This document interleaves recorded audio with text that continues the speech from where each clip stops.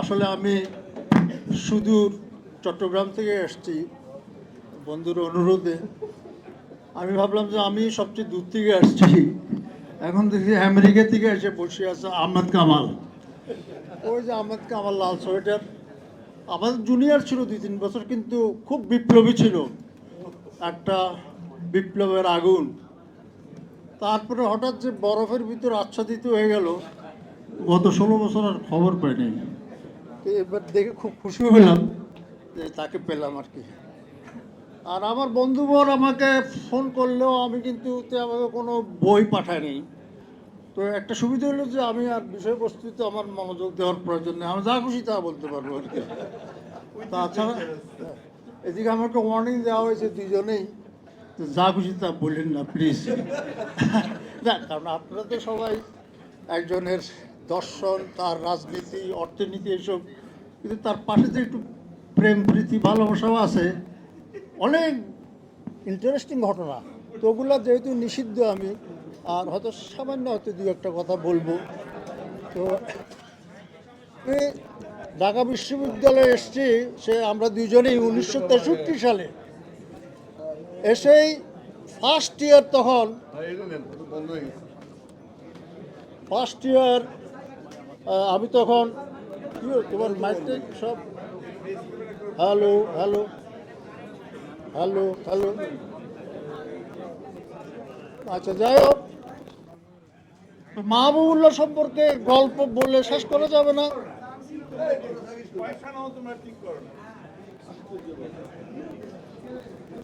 Hello hello hello hello hello hello,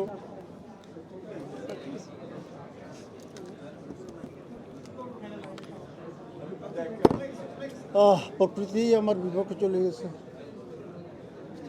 hello, হ্যাঁ right. তো আমার বন্ধু মাহবুবুল্লাহ তো বই পাঠায় নাই, ওসব আমার বইয়ের প্রয়োজনও নাই, কারণ তার জীবনী, আত্মজীবনী তার চেয়ে আমি বেশি ভালো জানি। আদনানও আসছে নাকি?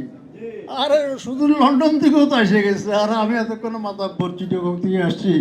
তো যাই হোক, তো মাহবুবুল্লাহ খুব বন্ধু। তো আমাকে দাওয়াত দিল কেন জানি না, আমি কিছুদিন থেকে তাকে ভয়ে ফোন করি না, কারণ শুনলাম যে সে নাকি বিএনপির প্রেসিডেন্ট হচ্ছে, বিএনপির পক্ষ থেকে আর কি। তারপরে আবার তাকে প্রায় আলমগীরের পাশে দেখি। তো এখন তো যখন তখন ফোন করা যায় না, প্রোটোকলের ব্যাপার। তো আর ফোন করলেও দেখি ফোন নো রেসপন্স। তো আমি কী ব্যাপার, মা বললে তো আমার ফোন কোনো দিন উত্তর দেয়নি, মানে বা পরে হলেও দিত। তো ওর মেয়েকে ধরলাম, আচ্ছা আসলে কি তোর আব্বু? আব্বু নামাজ পড়তেছে। আমি যে ও আমাদের কমিউনিজম শিখাইলো, ওর ফতে নাস্তি হইলাম, কত কষ্ট করে দাস ক্যাপিটাল মুখস্থ করলাম। এবং আমার এখনো মনে আছে, ওই নিউ মার্কেটে ইউনিভার্সাল নামে একটা বড় লাইব্রেরি ছিল। তো আমি আর মাহবুবুল্লাহ গেলাম, তো লাইব্রেরিয়ানটা বলতেছে, স্যার আপনার বাইবেল তো এসে গেছে। আমার বাইবেল দাস ক্যাপিটাল, আপনার কোরআন এসে গেছে। আমার কিসের কোরআন? বলে দাস ক্যাপিটাল। কথা নিয়ে কিসের সাথে কিছু তুলনা করতেছো? দাস ক্যাপিটাল কত উন্নত বই, তার মধ্যে কত যুক্তি, কত বিশ্লেষণ, কি তুমি কোরআন মুখস্থ একটা যে। তো আমি ভাই সাংঘাতিক কত লোক। তো ওর পথ আমি অনুসরণ করলাম। কারণ আমি যে এমন নাস্তিক হইলাম, এখনো আর আস্তিক হইতে হইলাম না। হেতে 5 বেলা নামাজ পড়ে, ওই যে হ্যাঁ একলা না, এই তো ফাঁসে বসে আছে আরেকজন মির্জা ফখরুল ইসলাম, এককাল আমার প্রিয় ছিল, ইদানিং বোধহয় প্রিয়তিতে গন্ডগোল হয়ে যাচ্ছে। তো মা উল্টারে আমি বললাম যে তুই আজীবন জানতাম যে ভারত বিরোধী, আওয়ামী লীগ বিরোধী, তুই এখন কেমনে আমার হঠাৎ এদের বেড়ে গেলি? কোন না, আস্তে আস্তে বিপদ কাটে যাচ্ছে, মানে তার বাদ দেওয়া হচ্ছে আর কি। তো আমি বললাম যে আলমগীর টালমগীরের ব্যাপারটা আলাদা, আর হাই লেভেলে ডিল করে কত কিছু হয়ে যায়, তো তুই আমাদের বন্ধু মানুষ। তো যাই হোক, সে আশ্বাস দিল না, আমি ওরমভাবে কিছু করবো না, করলে আমার পুরানো নীতিতে থাকবে, আমিও খুশি হইলাম আর কি। তো এখন মাহবুবুল্লাহ কি বলবো আমাকে, আসলে ওই অনেক সময় আমি রিস্ক ফ্যাক্টর, যে জন্য আমাকে অনেকে আলোচনায় ডাকে না। এই যে এখনো ঢাকার মূর্তি কত শর্ত দিয়ে দিল। এই কয়েক বছর আগে, না বেশ কয়েক বছর আগে ঢাকা বিশ্ববিদ্যালয়ে আলমনাই অ্যাসোসিয়েশন আছে, আমাকে একবারে ডাকলো যে তুই চলে আসো, প্ল্যানিং করে আসছে। তখন আমাদের এক বড় ভাই ওই যে আলাইব কি জানি অ্যাপেক্স সুজের মঞ্জুর আলাইবের প্রেসিডেন্ট, আমাদের বন্ধু রকিব সেক্রেটারি। তো আমি আসে দেখি সবাই খালি আমাদের ঢাকা বিশ্ববিদ্যালয়, অপর নাম বাংলাদেশের অপর নাম ঢাকা বিশ্ববিদ্যালয়, এই বাংলাদেশ সৃষ্টি করেছে ঢাকা বিশ্ববিদ্যালয়, এই ঢাকা বিশ্ববিদ্যালয় দেশ পরিচালনা, এসব কথা বলো। ওরা আমাকে ডাক্তার বললাম যে ভাই কিছু মনে করুন না, এতক্ষণে তো মিথ্যাচার শুনতে শুনতে আমি ফেটা হয়ে গেছি। কেন? আমরা এই দেশের যত অপকর্ম, যত অবনতি সব ঢাকা বিশ্ববিদ্যালয়ের ছাত্র করেছে, সব ওখান থেকে পাস করে যায় সেক্রেটারিয়েটে বসে বসে 2 নম্বরই কাজ করেছে আর দেশটা শেষ করেছে। আর এরা এখানে এসে বলে যে আমরা দেশে, অথচ গরিব কৃষক চাষা ভুষা যারা সারাদিন পরিশ্রম করে ফসল ফলাই আমাদের মাথায় রেখেছে, তাদের কোনো কথা নাই। আর এখানে মুহুর্মুহ তালি পেতেছি আমি, বলেন আরও বলেন তো মঞ্জুর আলাই ভাই বাঁচান বাঁচান প্লিজ আমাদের। তো আমি তো এখানে যে একটা পুঁজিপতির রিপ্রেজেন্টেটিভ, উনি আমাকে বাধা দিচ্ছে, আমি চলে বা তারপর আমার স্বাক্ষর দিতে যেতে চান বা এগুলো। তো সেই জন্য বলি যে মাহবুবুল্লাহ আমাকে বিপদের টান এগুলো কিনে আমাকে ডাইকে, তারপর আবার মির্জা আলমগীর, বহুত কর্ম অপকর্মের সাক্ষী আমরা। এই আলমগীর ওয়াহিদুদ্দিন মাহমুদ, ওই সরল একটা লোক আছে না উপদেষ্টা মন্ত্রণালয়ে, ও অ্যাকচুয়ালি সলিমুল্লাহ হলের ইস্ট হাউসে কয়েকটা রুম ব্লক করছিল প্রভোস্ট অফিস, সেজন্য আমাদেরকে একটা ওয়েস্ট হাউসে একটা রুম দেওয়া হলো, 1 রুম, এটাকে আমরা বলি ইস্ট হাউসের কলোনি।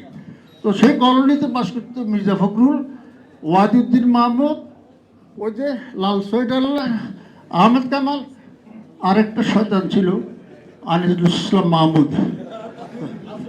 হ্যাঁ, ওই ব্যাচটাই খারাপ, আলগা মোমেন্ট সব ওই ব্যাচেরই ছিল আর কি আমাদের। কিন্তু ওই ব্যাচের মধ্যে আমার আবার বেশি ভক্ত ছিল।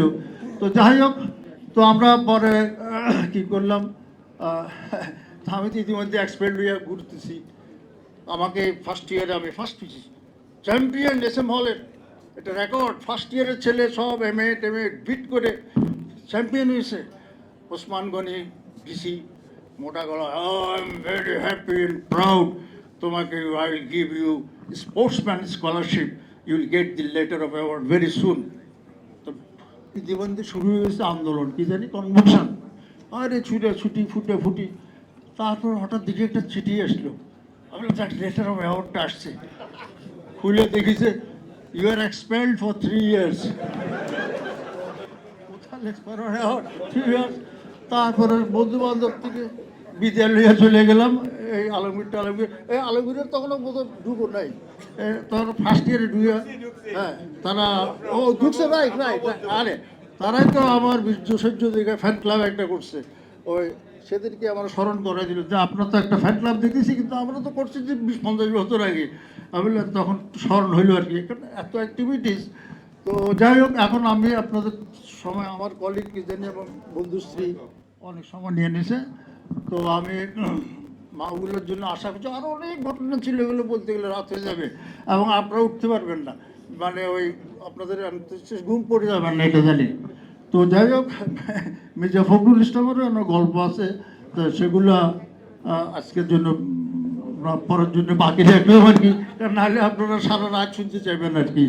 তো আসছি, আর আমিও খুব একটা সুস্থ না, সকাল আসতে দেরি হয়ে গেল। ঢাকা শহর আমার কাছে একদম অপছন্দ, 1.5 ঘন্টার লাগছে গুলশান থেকে আসতে। তো আপনাদের সবাইকে আন্তরিক ধন্যবাদ জানিয়ে এখানে শেষ করছি আর কি।